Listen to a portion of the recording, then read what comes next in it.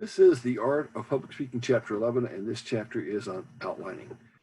The very first thing the book talks about, it talks about two kinds of outlines. It talks about the preparation outline, and it talks about the speaking outline, and we'll cover both of those. The preparation outline, some guidelines for doing that preparation outline. You want to state the specific purpose of your speech at the top of your outline. You want to identify the central idea right below that.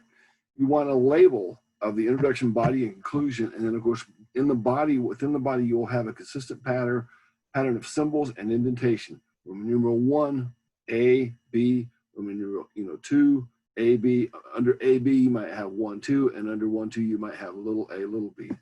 It would be capital A initially, of course.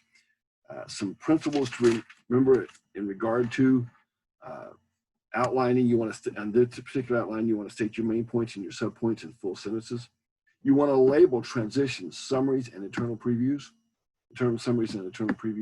and you have to attach a bibliography. Now, a lot of teachers have a certain thing that they want you to do, APA or MLA, and you're welcome to do either one of those. I actually don't care which one you use. Just try to use one and follow it, as carefully as you can, because it's a good habit to do now for papers later that you may do as you go forward into your educational career. You want to, the book says, give your speech a title if one is desired. I'll say this, it's always good to title a speech, because when you title a speech, it actually helps you focus. It gives you, what is it I'm trying to accomplish? I always try to have a title for something that I'm doing.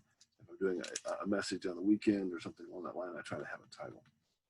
The next part of this chapter is the speaking outline, and the speaking outline is extremely important. You want to take that preparation outline, which is a longer outline. You want to narrow it down into keywords.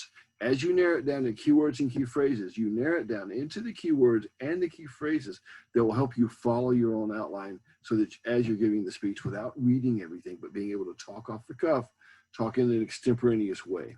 Some guidelines for the speaking outline: make sure you follow the visual framework in the preparation outline. You want to make sure the outline is legible. Some people will do a speaking outline by hand, and that's fine, because then they find that they read their own writing very well. I recommend typing it up. I think that's actually a little bit easier. There are times where you might not read your own writing as well as you think. Keep the speaking outline as brief as possible, because as long as you have the things on there, they're going to remind you what it is you need to say. You have enough. If you have too much, then there's a temptation to read, and that's problematic, especially for the speeches in my class. If you read, it's not a speech, it's a reading, it's a recitation. We want you to talk to us from the heart at times during the extemporaneous speech. The book talks about, and this is a great idea, by the way, give yourself cues for delivering your speech.